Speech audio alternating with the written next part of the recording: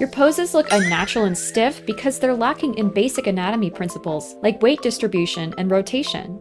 Oh, hi! I'm Starry, and in this tutorial I want to show you how to pose your model better in Clip Studio Paint. If you're new to using 3D models or you need a refresher, go ahead and watch my Using 3D Models as Reference video that I'll link in the description first. These blue circles are called pose controllers, and they're really the secret to making your poses look more natural. They move the model from that specific point without moving any of the other parts of the body. So if I move this model down, you can see that her extremities stayed in the same position, but all of the other body parts compensate for that pose changing. Let me show you another example. So let's say there's some kind of impact that hits the model. If we grab the center pose controller and we pull it back, we can create an effect that makes it look like the body was hit by some sort of powerful impact. And hey, if this tutorial helps you, please be sure to like and subscribe to help the channel grow, and let me know what other tutorials you'd like to see. Humans very rarely stand aligned like this unless they're doing a yoga pose or they're in the military standing at attention. So let's go ahead and try to give her a balanced pose where she's shifting her weight. First, we'll need to activate the local manipulator for the leg. The local manipulators work like this.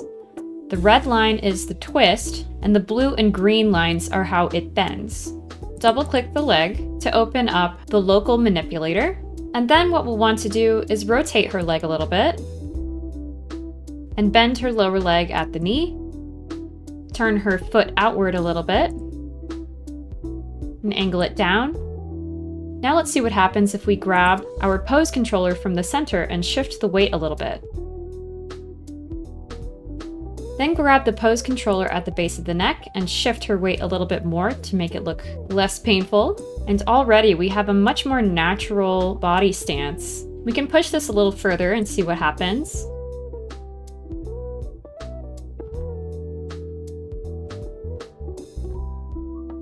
Let's go ahead and rotate the shoulder as well. And I think it would look nice to turn the toes up a little bit like she's placing her weight on her foot. And we can grab this pose controller to move the leg.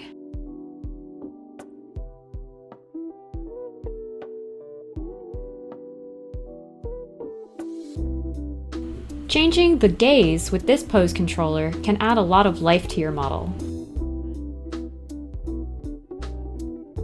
As you can see, just by distributing the weight properly and adding some rotation, we can make much more natural looking poses. Let's go ahead and work on the hands a little bit. If you double click on the palm section, you can move the entire hand. You can even move individual fingers and finger joints. It gives her a bit more of a delicate look.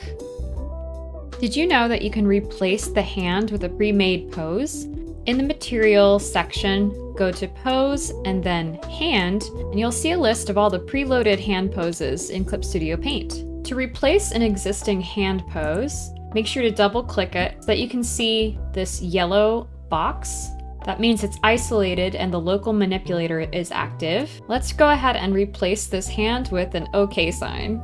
And automatically, her hand pose has changed. Let's try a different gesture.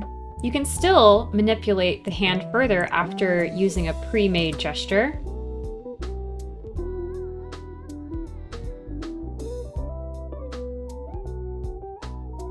And with a little bit of trial and error, you can make some really pretty hand poses. If you make a pose you really like, make sure to save it by clicking this drop-down menu on your operations bar and register full body pose as material. You'll need to give it a name and tell it where to save. Go into Pose, Entire Body, and click OK. And your pose will be saved in your entire body materials list. Lots of poses are symmetrical, so you'll probably want to know about the Mirror Pose tool. So in the subtool detail under Pose, you'll see Mirror Pose, and you can either copy the left side to the right side, or the right side to the left side. If you like making more extreme poses, you'll probably want to know about the joint angle limit. For example, I'd like to move his toes to be flat, but I can't move them any further. However, if I uncheck joint angle limit, I can create a more extreme version of the pose. This is a preloaded Clip Studio Paint pose that I adjusted the body type for.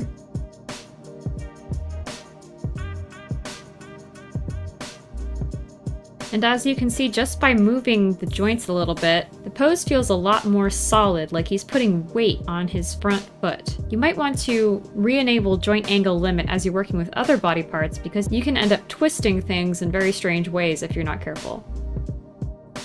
If you click the shin or the forearm, you'll see these knee and elbow adjustments here, the red arrows. This is how you rotate at the hinge joint.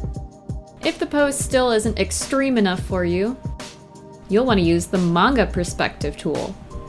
Enable Manga Perspective either in your tool property or in the subtool detail here, and you can increase the Manga Perspective effect,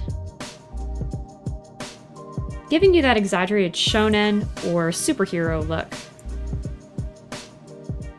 What about customizing seated poses?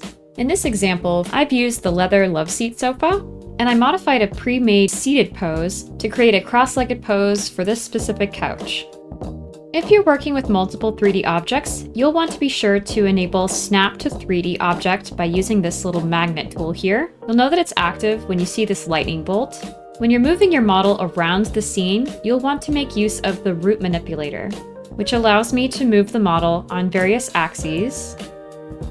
You'll notice these bounding boxes appear, showing us where the extremities of each model are interacting, which can be really useful if you're trying to create a seated pose like this.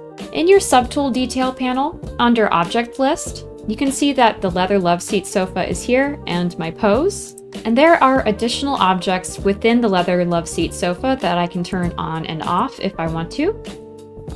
When we're working with the seated pose, we can create more of a reclined look by using the pose controller at the neck, and it can be easier to manipulate the direction by using these arrows rather than dragging it in space.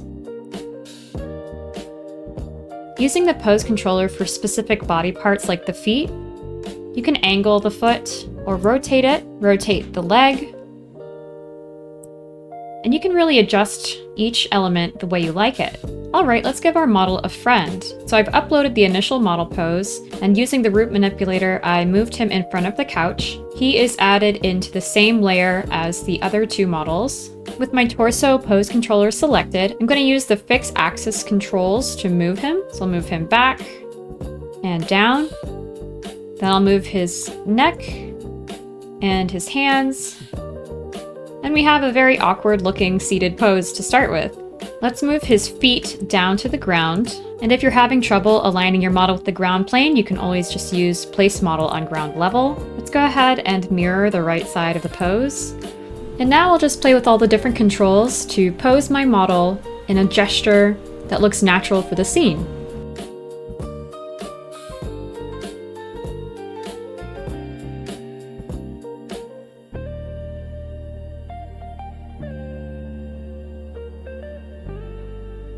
So there we have it, a nice interactive pose made completely from scratch using the initial pose. Now for a bonus tip. Okay, so I created an auto action, create silhouette from layer. If you're curious about making your own auto actions, definitely check out my auto actions video that I'll link in the description below. To create a silhouette from the layer, it'll first create a selection, then it'll fill it with black, and I'll be able to change the name, and it'll send it to the top of the stack, then deselect. So let's see what happens when we hit play. We'll confirm that we want the color to be black, click OK, we'll call it Girl Silhouette, and you'll see at the top of our layer stack we have a new silhouette. So if I turn off my model layer, I now have a solid silhouette using my model layer. If I create a new raster layer and I clip it to that silhouette, then I can draw directly over that silhouette. And I'm sure this will be very useful for you character designers out there. Alright, so that's all I have for this tutorial. I really hope it was helpful. Please let me know in the comments what tutorials you'd like to see, and be sure to like, share, and subscribe, and I'll see you again soon.